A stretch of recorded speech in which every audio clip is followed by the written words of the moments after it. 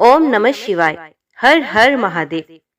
लोमश जी कहते हैं, जो मनुष्य शिव मंदिर के आंगन में झाड़ू लगाते हैं वे निश्चय ही भगवान शिव के लोक में पहुंचकर संपूर्ण विश्व के लिए वंदनीय हो जाते हैं। जो भगवान शिव के लिए यहाँ अत्यंत प्रकाशमान दर्पण अर्पण करते हैं वे आगे चलकर शिव जी के सम्मुख उपस्थित रहने वाले पार्षद होंगे। जो लोग देवादिदेव शूलपाणी शंकर को चमर भेंट करते हैं वे त्रिलोकी में जहां कहीं जन्म लेंगे उन पर चमर डुलता रहेगा।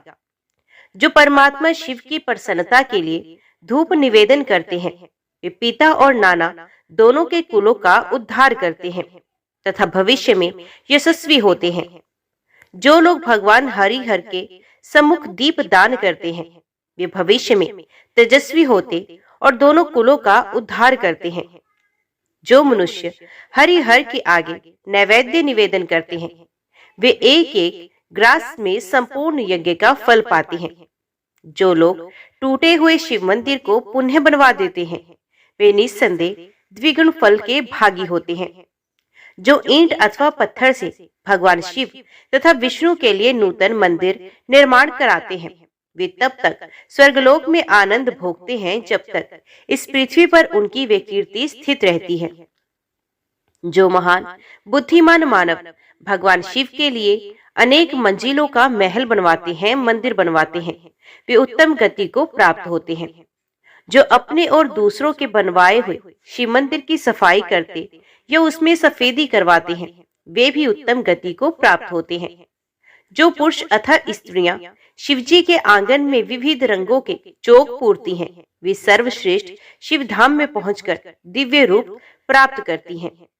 जो पुण्य आत्मा मनुष्य भगवान शिव को चंदोवा भेंट करते हैं वे स्वयं तो शिवलोक में जाते ही हैं, अपने समस्त कुल को भी तार देते हैं। जो अधिक आवाज करने वाला घंटा लेकर उसे शिव मंदिर में बांधते हैं वे भी त्रिलोकी में तेजस्वी और कीर्तिमान होंगे। धनवान हो या दरिद्र जो एक दो या तीनों समय भगवान शिव का दर्शन करता है वे सुखी होता है और समस्त दुखों से छूट जाता है। हे हरि, हे हर। इस प्रकार भगवान शिव और विष्णु के नाम लेने से परमात्मा शिव ने बहुत तेरे मनुष्यों की रक्षा की है। तीनों लोकों में महादेव जी से बढ़कर दूसरा कोई देवता नहीं दिखाई देता, इसलिए सब प्रकार के प्रयत्नों से भगवान सदाशिव की पूजा करनी चाहिए। पत्र पुष्प फल अथवा स्वच्छ जल तथा कनेर से भी भगवान शिव की पूजा करके मनुष्य उन्हीं के समान हो जाता है। आक का फूल कनेर से 10 गुना श्रेष्ठ माना गया है। आक के फूल से भी 10 गुना श्रेष्ठ है धतूरे आदि का फूल। नील कमल 1000 कचनार से भी श्रेष्ठ माना गया है। ये चराचर जगत विभूति से प्रकट हुआ है। वे विभूति भगवान शिव के श्री अंगों में भली भांति लगती है, इसलिए सदा उसे धारण करना चाहिए। जिनके मुख से ओम नमः शिवाय ये पंचाक्षर मंत्र सदा उच्चारित होता रहता है वे मनुष्य भगवान शंकर के स्वरूप हैं। प्रातः काल, मध्याह्न काल तथा संध्या के समय शंकर जी का दर्शन करना चाहिए। प्रातः काल भगवान शिव के दर्शन से संपूर्ण पातकों का नाश हो जाता है। दोपहर के समय शिव जी के दर्शन से मनुष्यों के 7 जन्मों के पाप नष्ट हो जाते हैं तथा रात्रि काल में शंकर जी के दर्शन से जो पुण्य होता है उसकी तो कोई गणना ही नहीं है। शिव ये 2 अक्षरों का नाम महापातकों का भी नाश करने वाला है। जिन मनुष्यों के मुख से शिव नाम का जप होता रहता है उन्होंने ही इस संपूर्ण जगत को धारण किया है। पुण्य आत्मा पुरुषों ने शिव जी के आंगन में आरती के समय बजाने के लिए जो बड़ा सा नगारा रख छोड़ा हो उसकी आवाज से पापी मनुष्य भी पवित्र हो जाते हैं। इसलिए चिरकाल से संचित प्रचुर धन, बहुमूल्य चंवर, मंच, शैया, दर्पण, चंदोवा आभूषण तथा विचित्र वस्त्र भगवान शिव की सेवा में अर्पित करने चाहिए।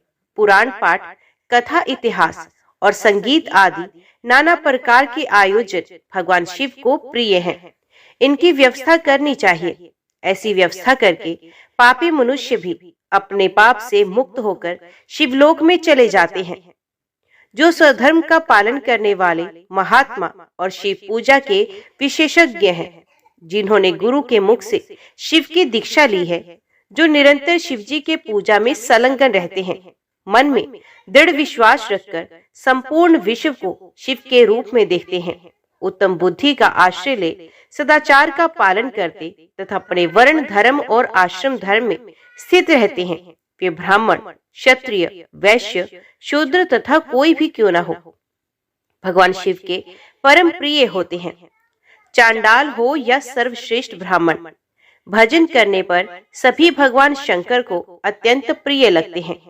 भगवान शंकर ही इस संपूर्ण चराचर जगत के आधार है, अतः सब कुछ शिव स्वरूप है। ये बात विशेष रूप से जाननी चाहिए।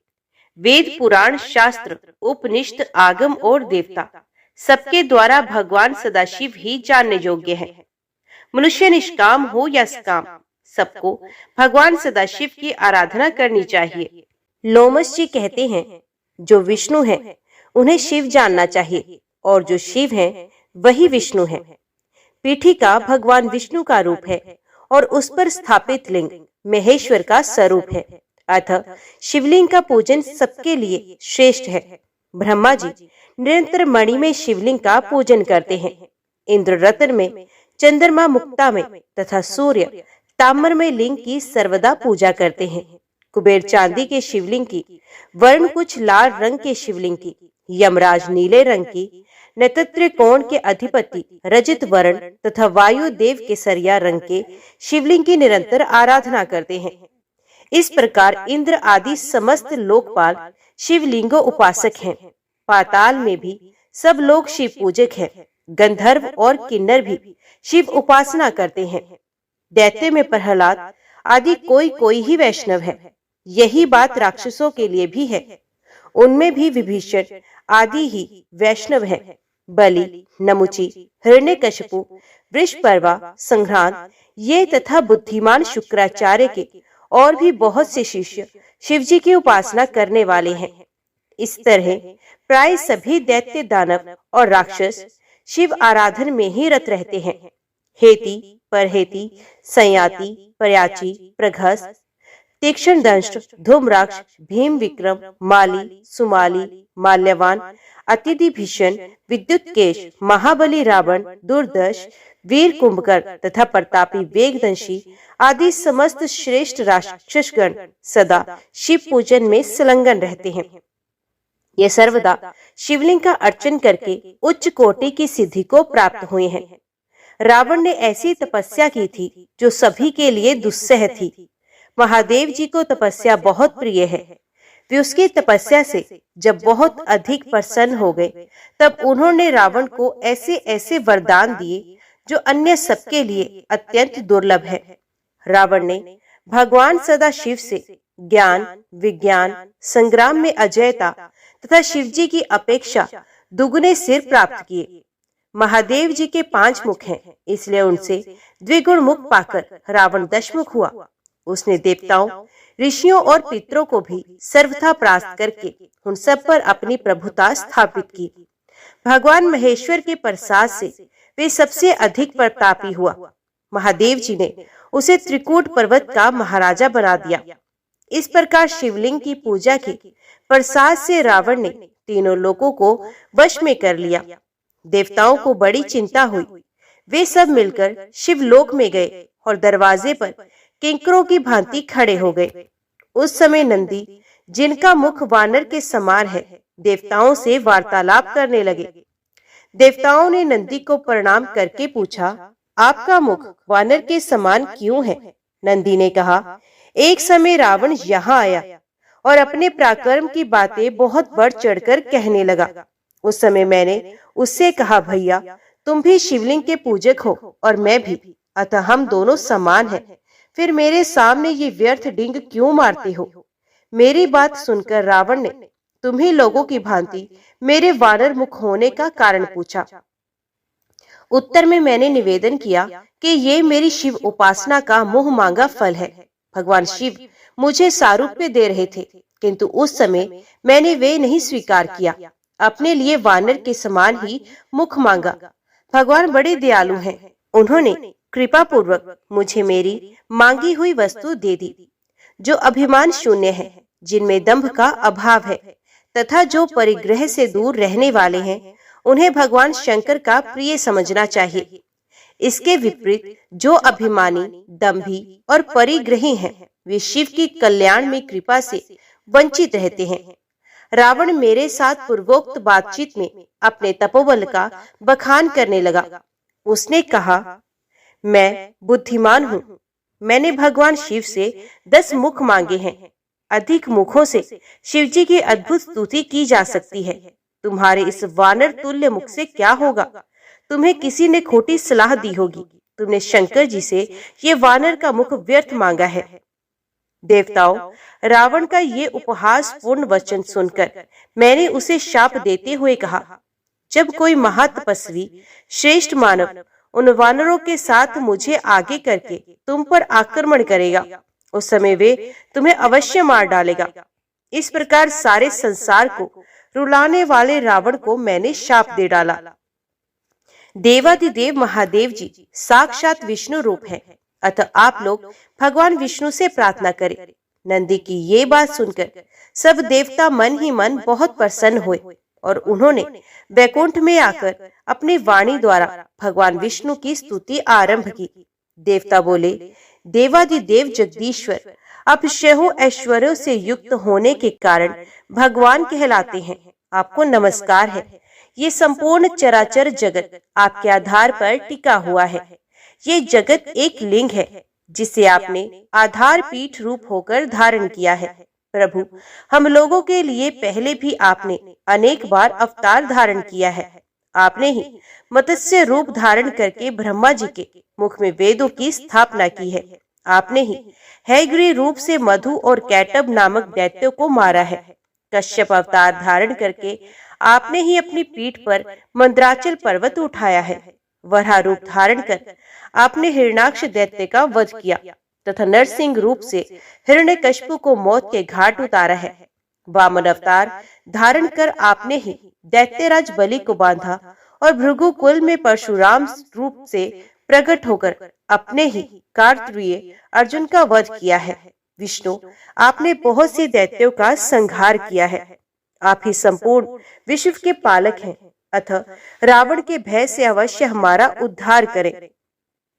देवताओं के इस प्रकार प्रार्थना करने पर भूत भावन भगवान वसुदेव ने संपूर्ण देवताओं से कहा, देवगण, तुम लोग अपने प्रस्ताव के अनुसार मेरी बात सुनो। नंदी को आगे करके तुम सभी शीघ्रता पूर्वक वानर शरीर में अवतार लो। मैं माया से अपने स्वरूप को छिपाए हुए मनुष्य रूप होकर अयोध्या में राजा दशरथ के घर प्रकट होऊंगा। तुम्हारे कार्य की सिद्धि के लिए मेरे साथ ब्रह्म विद्या भी अवतार लेंगी। राजा जनक के घर साक्षात ब्रह्म विद्या ही सीता रूप में प्रकट होंगी। रावण भगवान शिव का भक्त है। ये सदा साक्षात शिव के ध्यान में तत्पर रहता है। उसमें बड़ी भारी तपस्या का भी बल है। जब ब्रह्म विद्या रूप सीता को बल पूर्वक प्राप्त करना चाहेगा, उस समय वे दोनों स्थितियों से तत्काल भ्रष्ट हो जाएगा। सीता के अन्वेषण में तत्पर होकर वे ना तो तपस्वी रह जाएगा और ना ही भक्त। जो अपने को ना दी हुई ब्रह्म विद्या का बल पूर्वक सेवन करना चाहता है, वे पुरुष धर्म से परास्त होकर सदा सुगमता पूर्वक जीत लेने योग्य हो जाता है। परम मंगल में भगवान विष्णु इस प्रकार के वचनों द्वारा संपूर्ण देवताओं को आश्वासन देकर अंतर्ध्यान हो गए। तदंतर सब देवता अवतार धारण करने लगे। इंद्र के अंश से वाली उत्पन्न हुए। सुग्रीव सूर्य के पुत्र थे। जामवान प्रीत ब्रह्मा जी के अंश से प्रकट हुए थे। शिलाद के पुत्र नंदी, जो भगवान शिव के अनुचर तथा 11वें रुद्र हैं। महाकपि हनुमान हुए। वे अमित तेजस्वी भगवान विष्णु की सहायता करने के लिए ही अवतीर्ण हुए थे। अन्य अन्य श्रेष्ठ देवता मैंद आदि कपियों के रूपों में उत्पन्न हुए थे। इसी तरह सभी देवता किसी न किसी कपि के रूप में प्रकट हुए।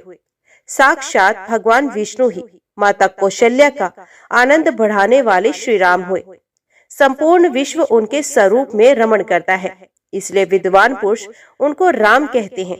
भगवान विष्णु के प्रति भक्ति और तपस्या से युक्त शेष नाग भी इस पृथ्वी पर लक्ष्मण के रूप में अवतीर्ण हुए।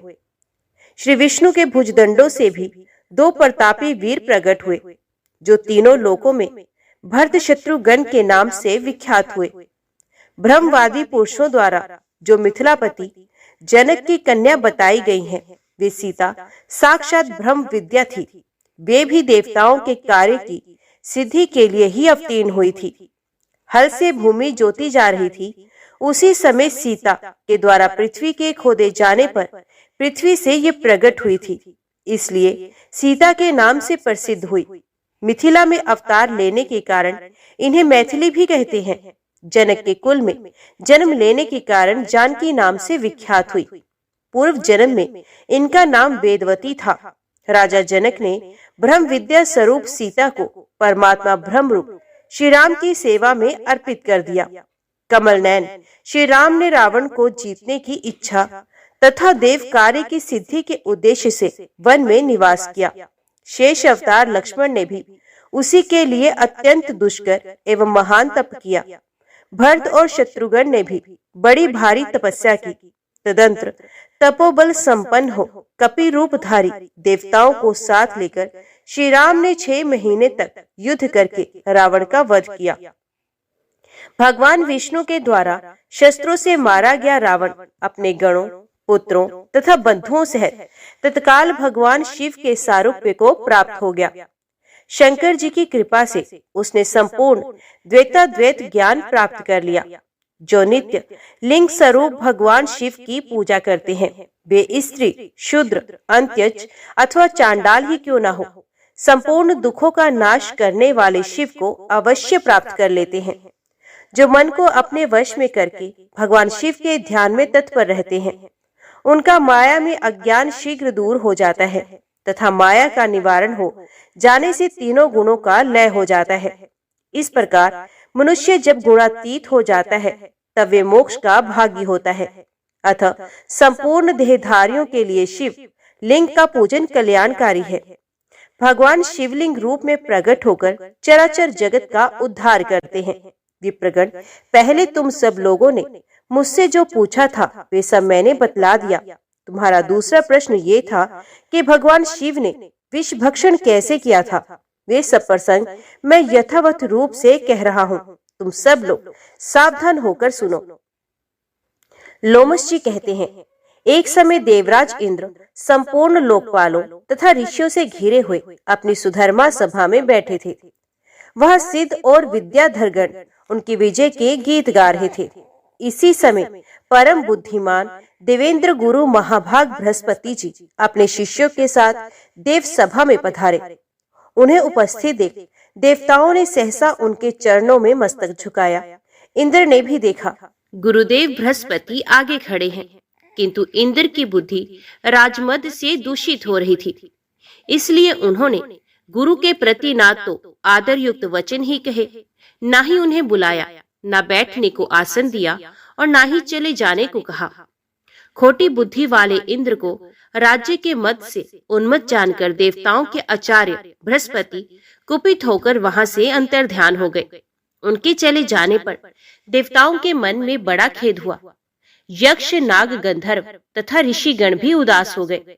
नृत्य और गीत समाप्त होने पर जब इंद्र सचेत हुए, तब उन्होंने तुरंत देवताओं से पूछा, महातपस्वी गुरुदेव कहाँ चले गए? तब नारद जी ने देवराज इंद्र से कहा, बलसूदन, निस्संदेह आपके द्वारा गुरु की अवहेलना हुई है।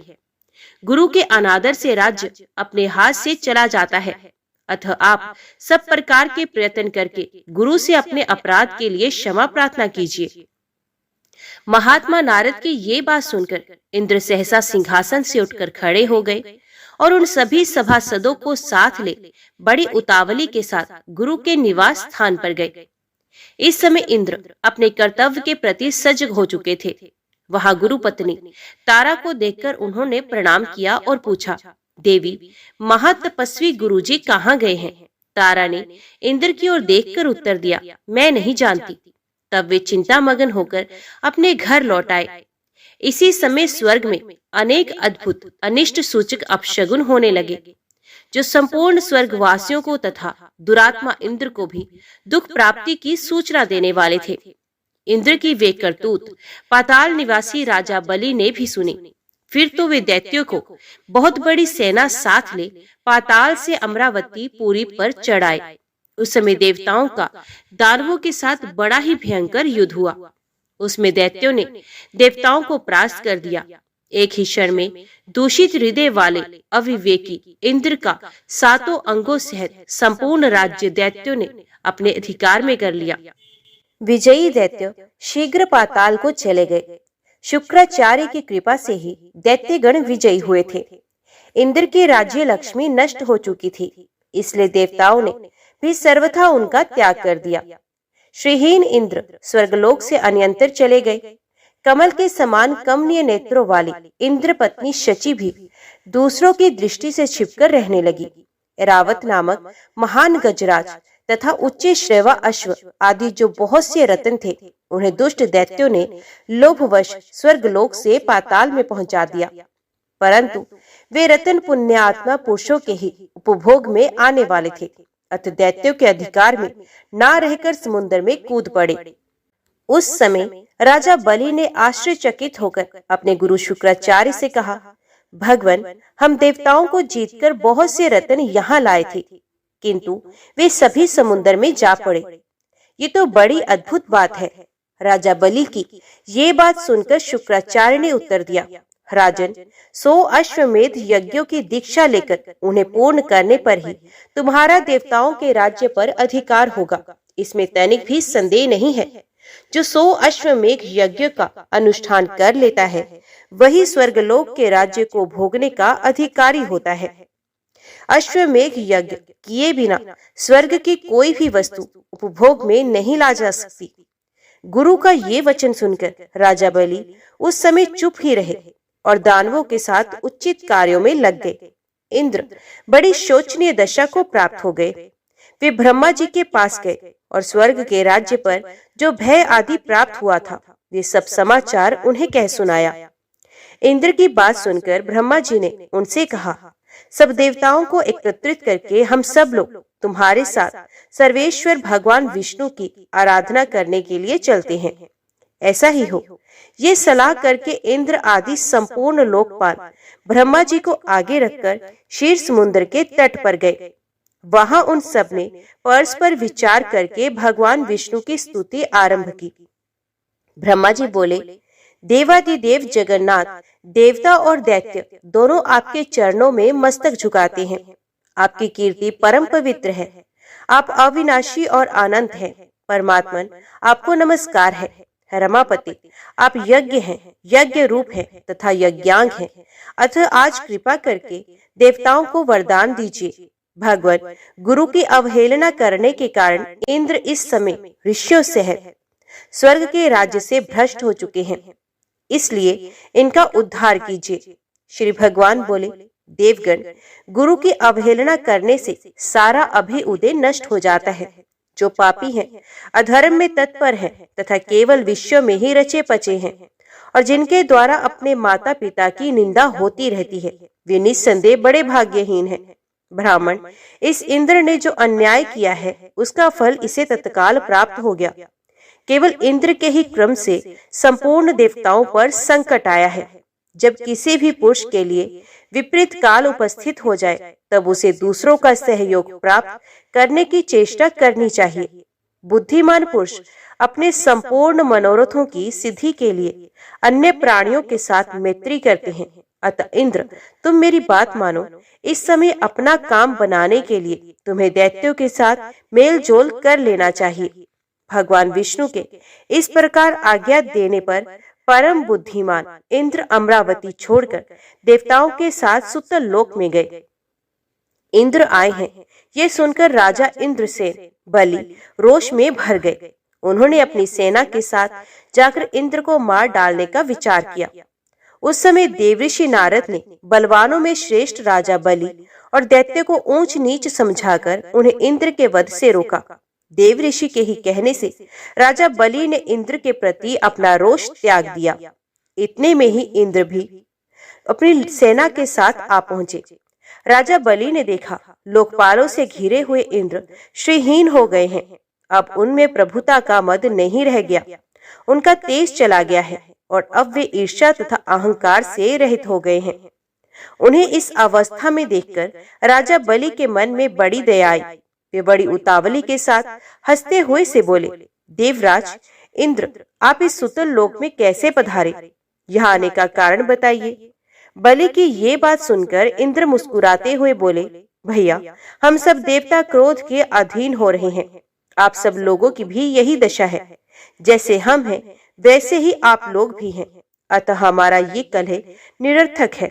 भाग्यवश आपने मेरा संपूर्ण राज्य एक क्षण में ही ले लिया तथा बहुत से रत्न भी स्वर्ग से यहाँ उठा लाए, परंतु वे सभी रत्न तत्काल ही जहाँ के साथ वहीं चले गए, जहाँ के थे वहीं चले गए। अतः विद्वान पुरुष को एक दूसरे से मिलकर कर्तव्य के विषय में विचार करना चाहिए। विचार करने से ज्ञान होता है और ज्ञान होने पर संकट से छुटकारा अवश्य मिल जाएगा। इस समय तो मैं संपूर्ण देवताओं के साथ आपके समीप त्राण पाने के लिए ही आया हूँ। इंद्र की बात समाप्त होने पर देवऋषि नारद ने राजा बलि को समझाते हुए कहा, दैत्यराज, शरण में आए हुए प्राणों की रक्षा करना महापुरुषों का धर्म है। जो लोग ब्राह्मण, रोगी, वृद्ध तथा शरणागत की रक्षा नहीं करते वे ब्रह्म हत्यारे हैं। इंद्र इस समय शरणागत शब्द से अपना परिचय देते हुए तुम्हारे पास आए हैं। अतः इनका भलीभांति रक्षण और पोषण करना तुम्हारा परम कर्तव्य है। इसमें तनिक भी संदेह नहीं है।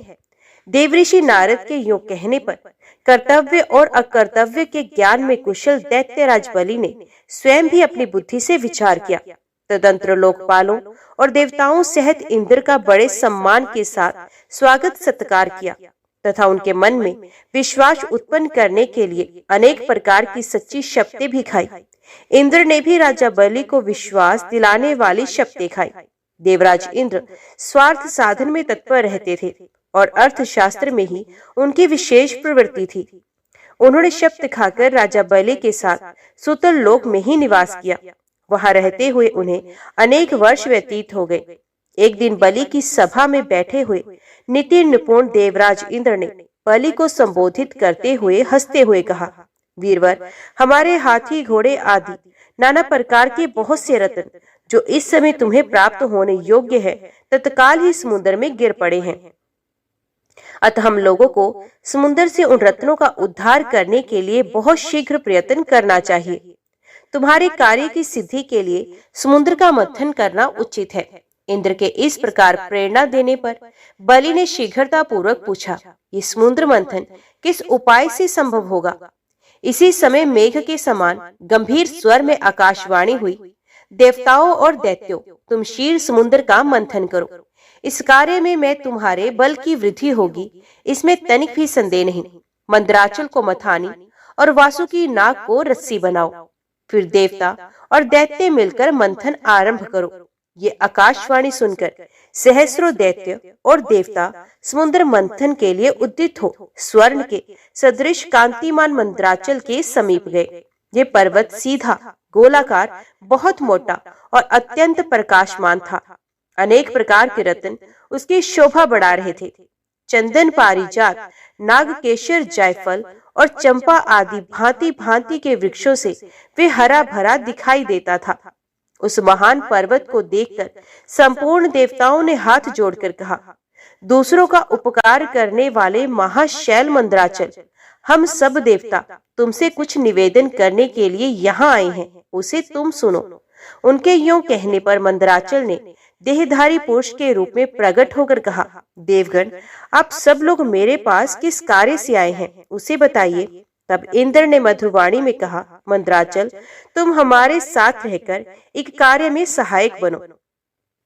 हम समुद्र को मत कर उससे अमृत निकालना चाहते हैं। इस कार्य के लिए तुम मथानी बन जाओ।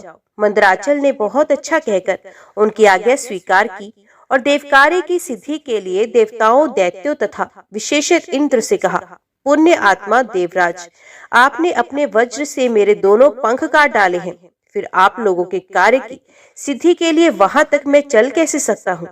तब संपूर्ण देवताओं और दैत्यों ने उस अनुपम पर्वत को शीर समुद्र तक ले जाने की इच्छा से उखाड़ लिया।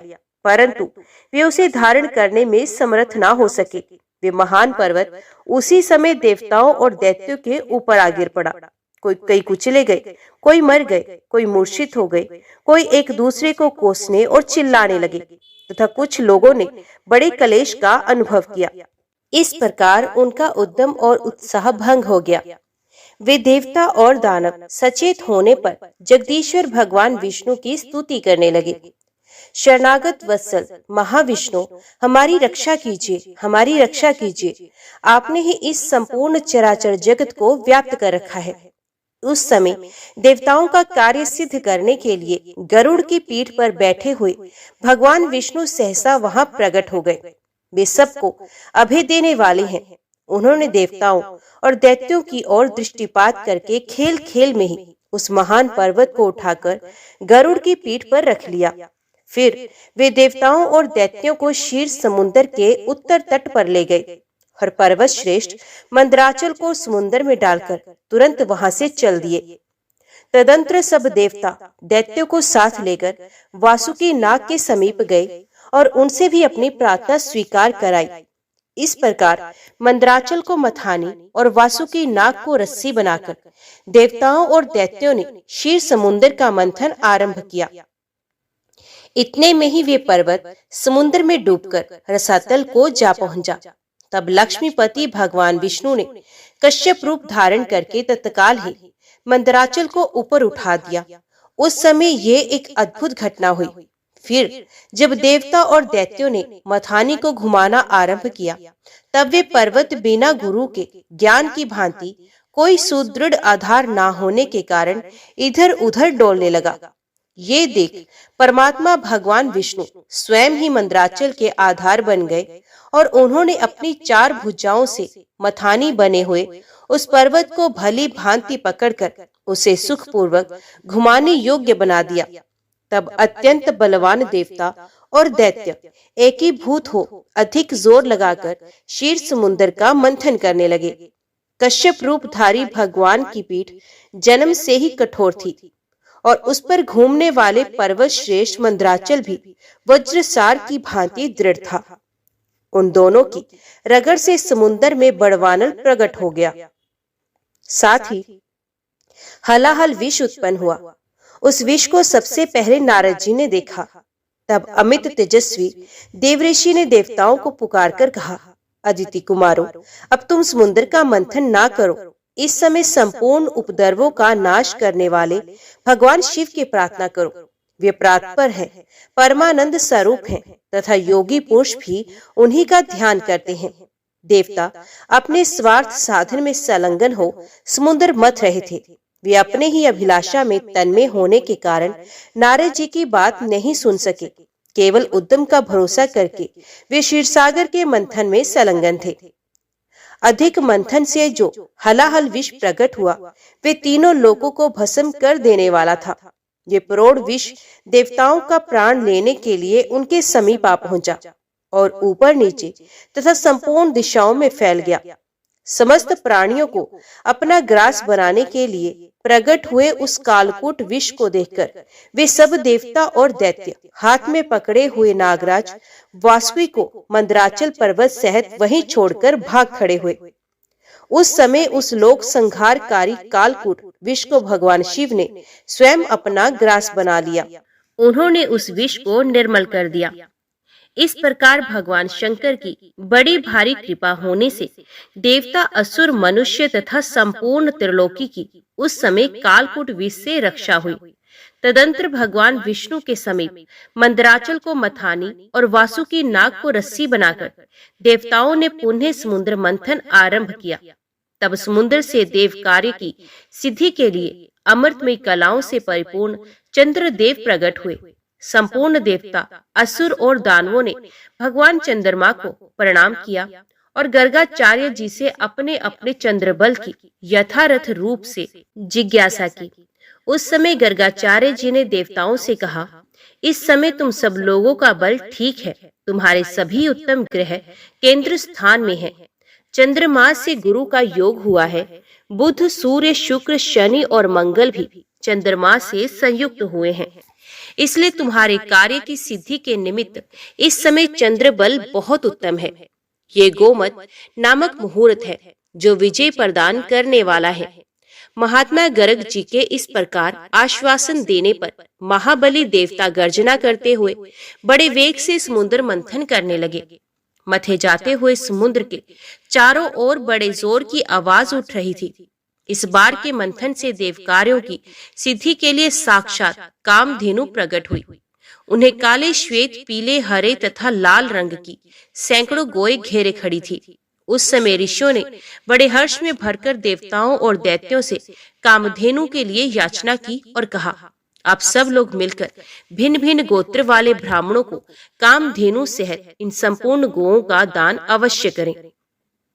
ऋषियों के याचना करने पर देवताओं और दैत्यों ने भगवान शंकर की प्रसन्नता के लिए वे सब गोए दान कर दी तथा यज्ञ कर्मों में भली भांति मन लगाने वाले उन परम मंगल में महात्मा ऋषियों ने उन गोओं का दान स्वीकार किया। तत्पश्चात सब लोग बड़े जोश में आकर क्षीरसागर को मथने लगे। तब समुद्र से कल्प वृक्ष, पारिजात, चूत और संतान ये 4 दिव्य वृक्ष उत्पन्न हुए। उन सबको एकत्रित रखकर देवताओं ने पुण्य बड़े वेग से समुद्र मंथन आरंभ किया। इस बार के मंथन से रत्नों में सबसे उत्तम रत्न कौस्तुभ प्रकट हुआ, जो सूर्य मंडल के समान परम कांतिमान था। वे अपने प्रकाश से तीनों लोकों को प्रकाशित कर रहा था। देवताओं ने चिंतामणि को आगे रखकर कौस्तुभ का दर्शन किया और उसे भगवान विष्णु की सेवा में भेंट कर दिया। तदंतर चिंतामणि को मध्य में रखकर देवताओं और दैत्यों ने पुण्य समुद्र को मथना आरंभ किया।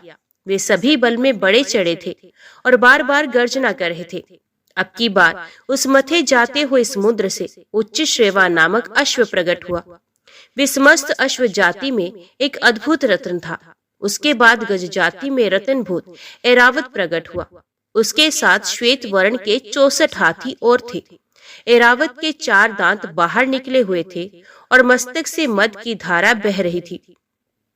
इन सबको भी मध्य में स्थापित करके वे सब पुण्य समुद्र मंथने लगे।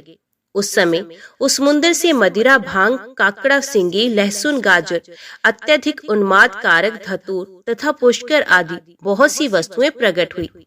इन सबको भी समुद्र के किनारे एक स्थान पर रख दिया गया।